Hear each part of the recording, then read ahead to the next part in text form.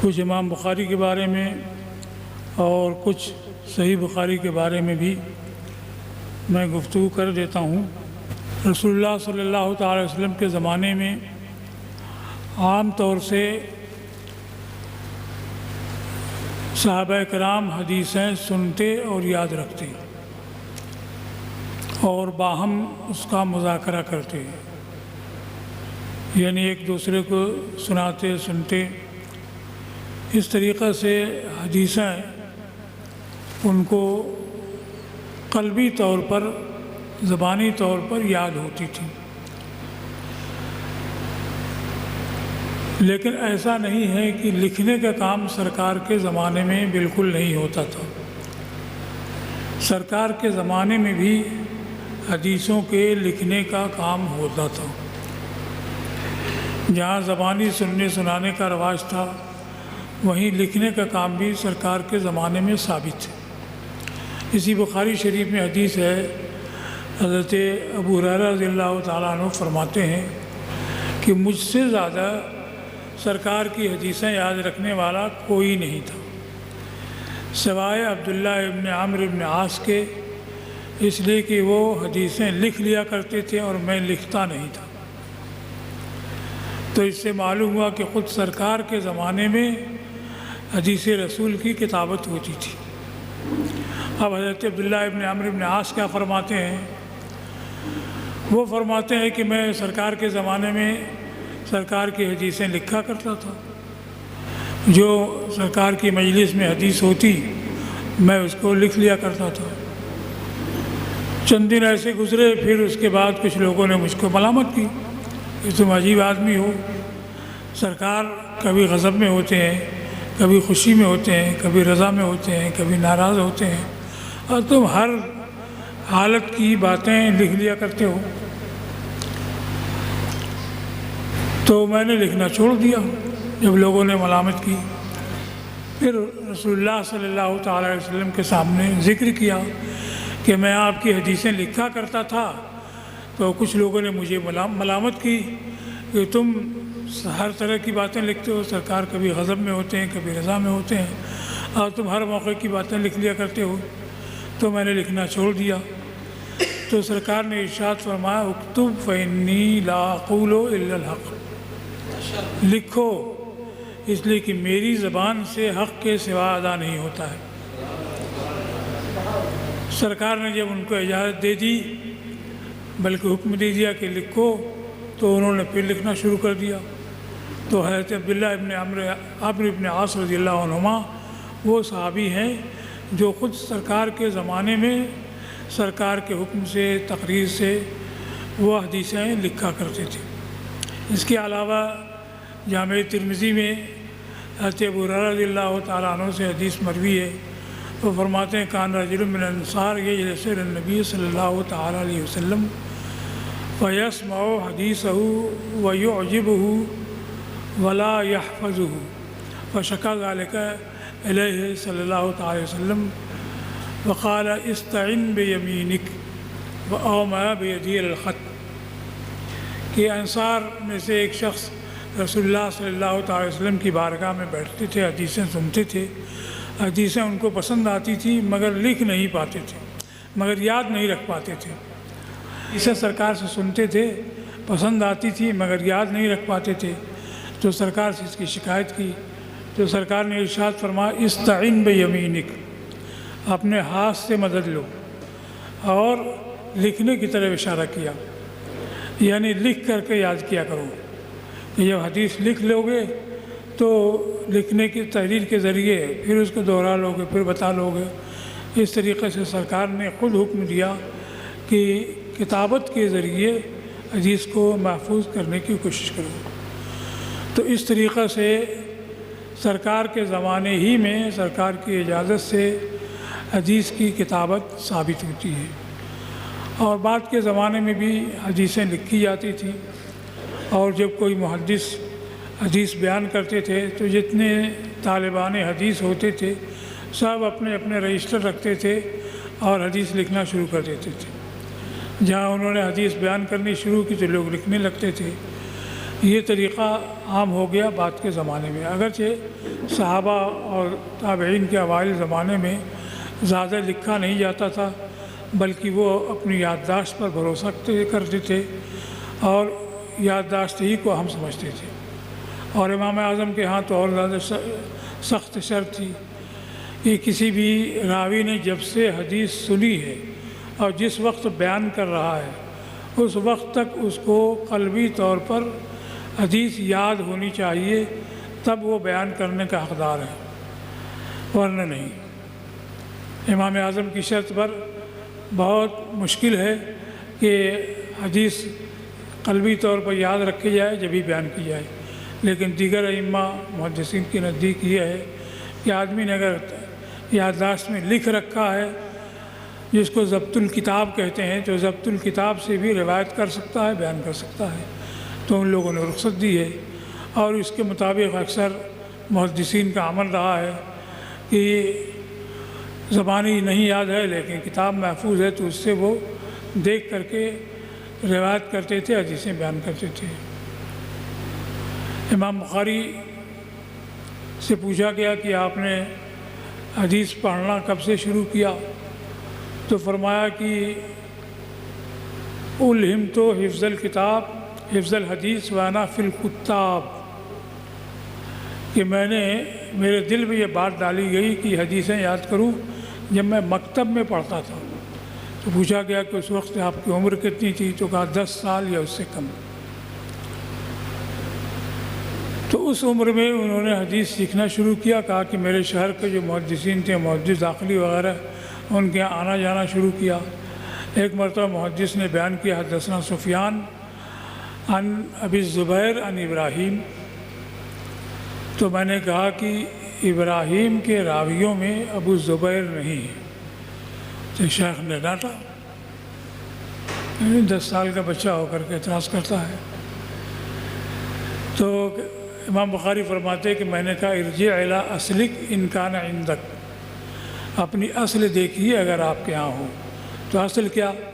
جو شیخ کے بیان کرنے کے وقت رجسٹر لکھا جاتا تھا وہی اصل ہوتی تھی، اور اس کے بعد پھر اس سے نقلیں کر لیتے تھے، نقل در نقل ہوتی رہتی تھی، تو نقل میں خطا بھی ہو جاتی تھی۔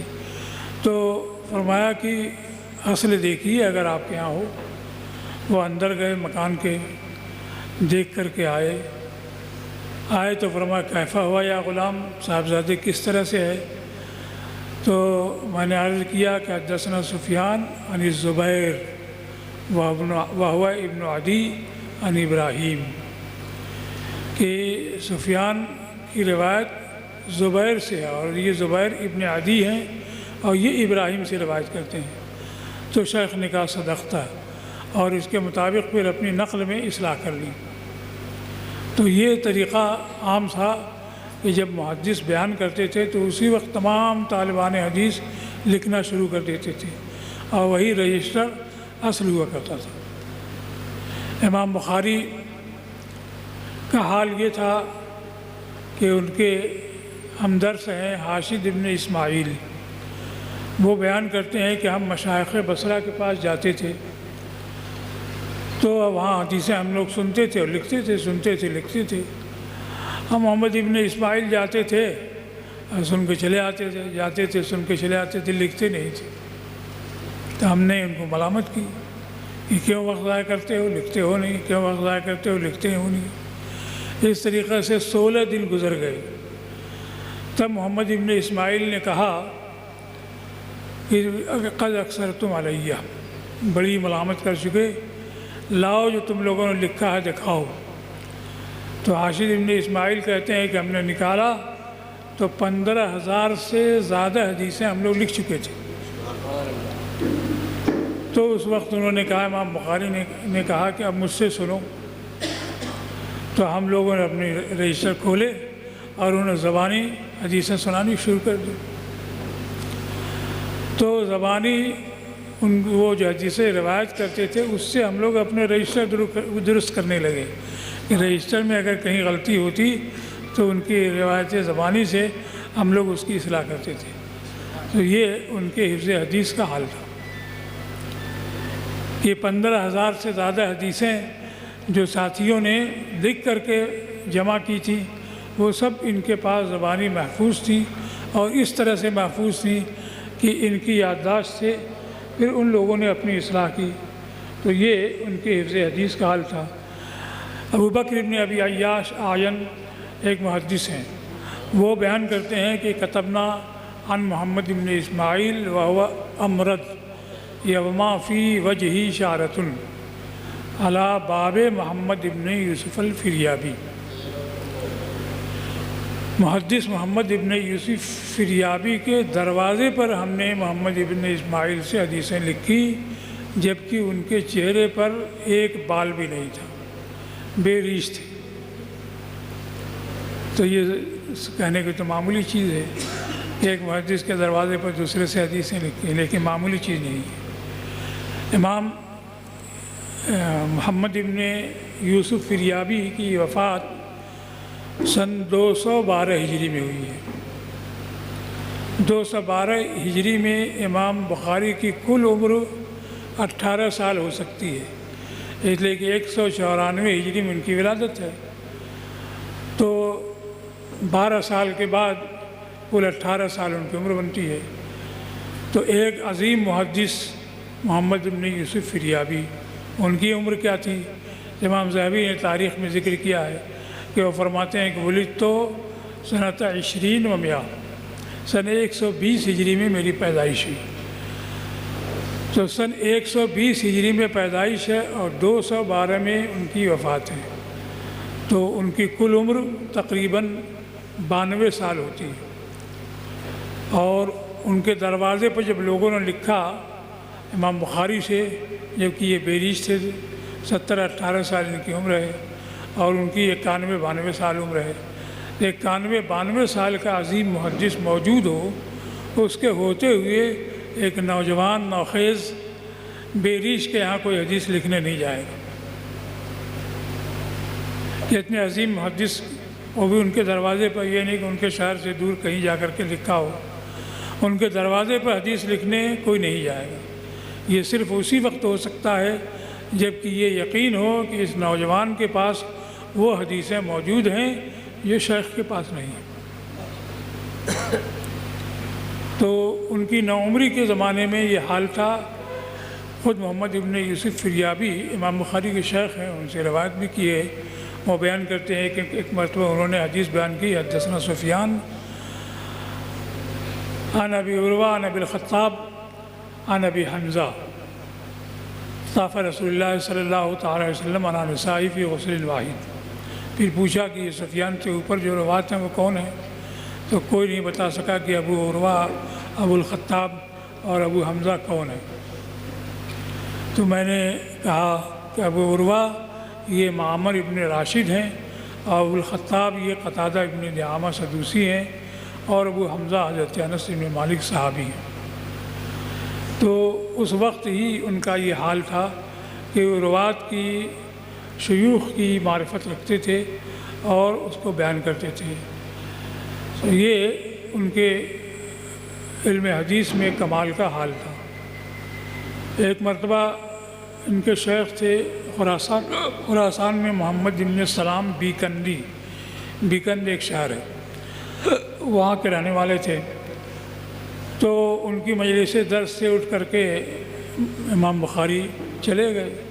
اس کے بعد ایک دوسرے محدث سلیم ابن مجاہد وہ پہنچے، تو حضرت محمد ابن السلام نے فرمایا کہ لو جیت من قبل لرأیت صبیا یحفظ 70,000 حدیث، تھوڑا پہلے آتے تو ایک ایسے بچے کو پاتے جس کو 70,000 حدیثیں یاد ہیں۔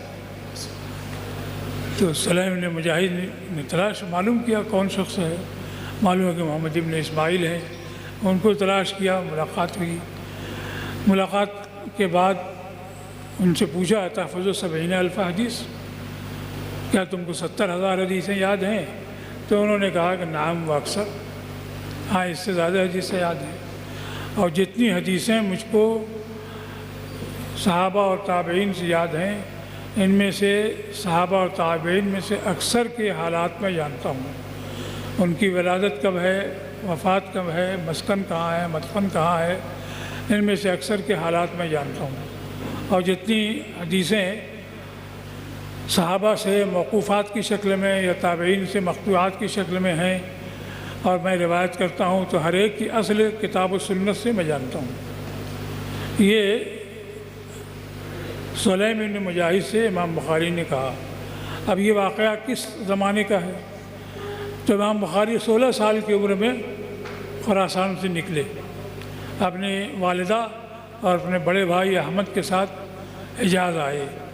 تو بڑے بھائی احمد اپنی والدہ کے ساتھ حج کر کے واپس ہو گئے وطن، لیکن امام بخاری حجاز ہی میں رہے اور وہاں حدیثیں سیکھتے رہے۔ اور حضرت محمد بن سلام بیکندی کی حیات میں خراسان لوٹ کے نہیں آئے۔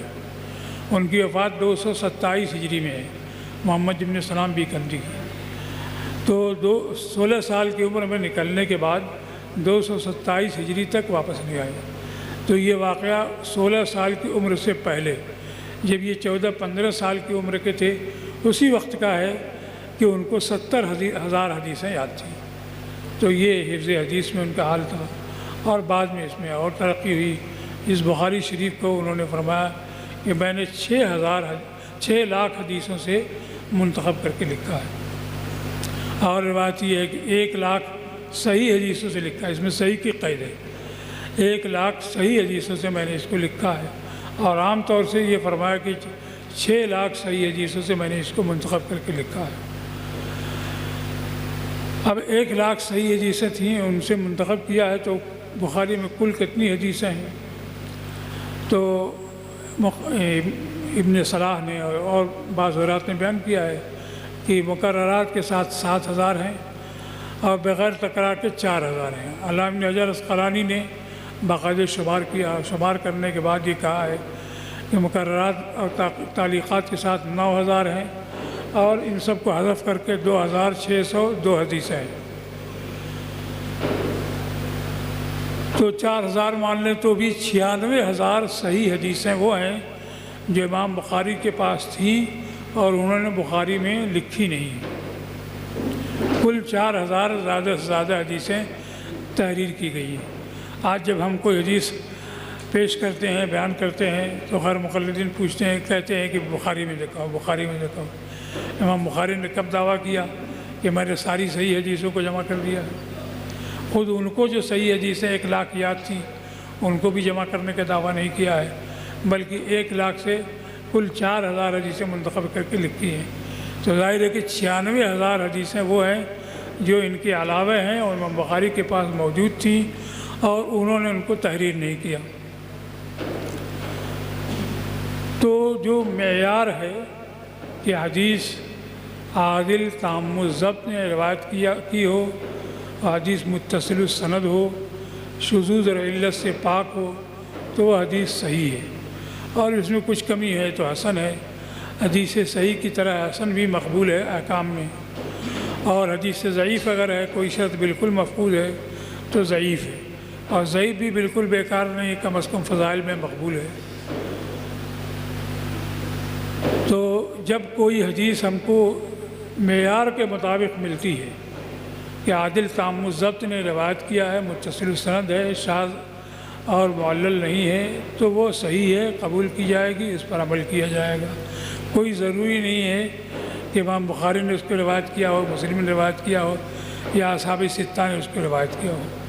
ہاں، انہوں نے جو التزام کیا ہے کہ صحیح حدیث ہو اور ان کے معیار کے مطابق ہو، یہ ایک بڑی شرط ہے۔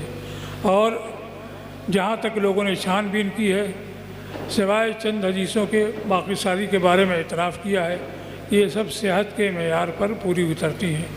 تو ان کا لحاظ امام بخاری نے کیا ہے، اور اس کے ساتھ روحانی اہتمام کیا کیا ہے کہ وہ فرماتے ہیں کہ ما وضعت فی صحیح حدیث الا اغتسلت قبل و صلیت رکعتین۔ صحیح میں نے جو بھی حدیث لکھی ہے تو لکھنے سے پہلے غسل کیا ہے اور 2 رکعت نماز پڑھی ہے۔ 20 حدیث 25 حدیث اگر لکھنی ہو کہ ہر حدیث سے پہلے غسل کرنا، 2 رکعت نماز پڑھنا، تو مشکل، گھنٹوں لگیں گے۔ لیکن انہوں نے اسی التزام کے ساتھ ساری حدیثوں کو جمع کیا ہے، جو کم از کم 2602 حدیثیں ہیں، تو اتنی بار غسل کرنا، 2 رکعت نماز پڑھنا، اس کا انہوں نے اہتمام کیا، اور اس کا ثمرہ یہ ہے کہ بخاری شریف ان کے زمانے سے لے کر کے اب تک مقبول اور متداول ہے۔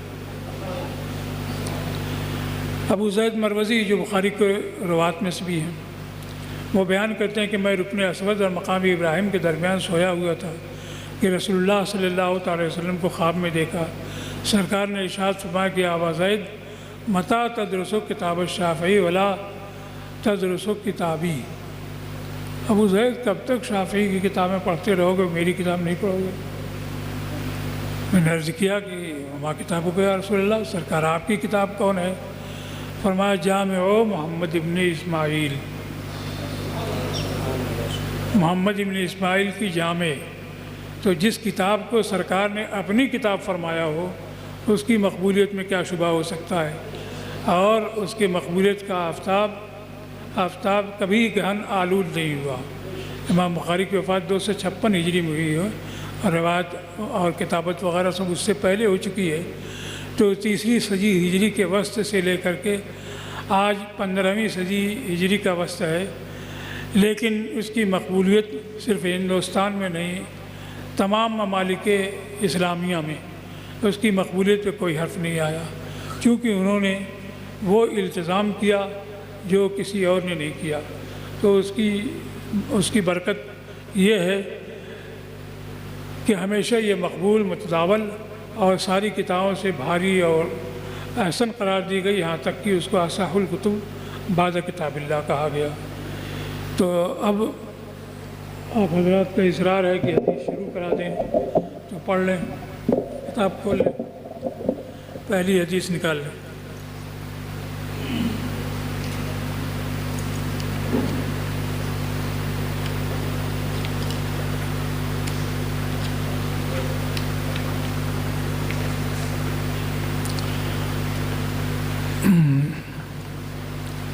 باب کیف کان بدء الوحی الی رسول اللہ صلی اللہ علیہ وسلم وقول اللہ عز وجل۔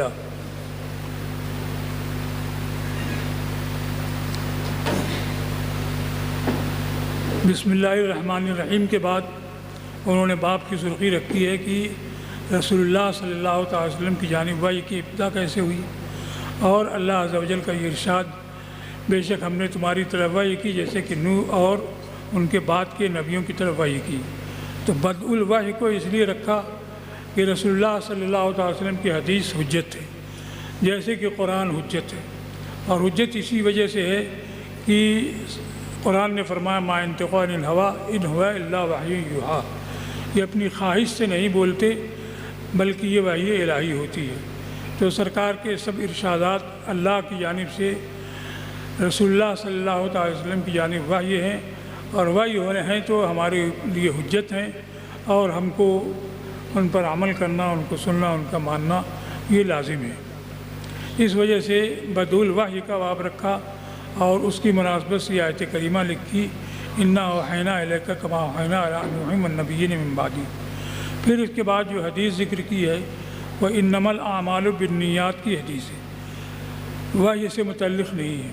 یہ حدیث اس لیے لکھی کہ اعمال کا ثواب نیتوں ہی سے ہوتا ہے۔ آدمی لکھتا پڑھتا چلتا پھرتا کوئی بھی کام کرتا ہے، اگر نیت اس کی بخیر ہے تو کام اس کا مقبول ہے، اور نیت اس کی اگر دنیاوی ہے، ریاکاری کی ہے یا جاہ طلبی کی ہے تو اس کا انجام ویسے ہی ہوگا، اور وہ عمل اس کا مقبول نہیں ہوگا۔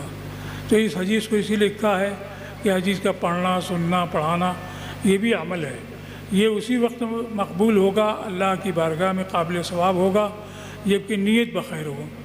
تو اس مناسبت سے حدیث انما الاعمال بالنیات کو شروع میں لکھ دیا ہے، تاکہ ہم آپ اپنی نیت جیسے تمام معاملے میں درست رکھیں، ویسے ہی حدیث کے پڑھنے پڑھانے میں اپنی نیت درست رکھیں۔ وآخر دعوانا الحمدللہ رب العالمین۔ ربنا تقبل منا انک انت السمیع العلیم وتب علینا انک انت التواب الرحیم۔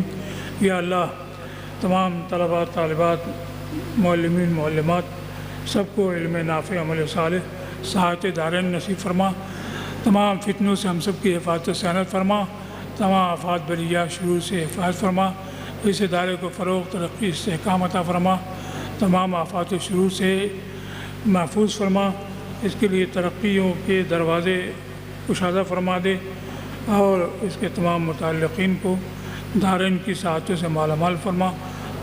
ربنا آتنا فی الدنیا حسنۃ وفی الآخرۃ حسنۃ وقنا عذاب النار۔ اللہم اعز الاسلام والمسلمین، اللہم انصر الاسلام والمسلمین، اللہم اید الاسلام والمسلمین واخذل الکفرۃ والمبتدعۃ والمشرکین۔ ربنا تقبل منا انک انت السمیع العلیم وتب علینا انک انت التواب الرحیم، وصلی اللہ تعالی علی خیر خلقہ سیدنا و مولانا محمد وعلی آلہ وصحبہ اجمعین برحمتک یا ارحم الراحمین۔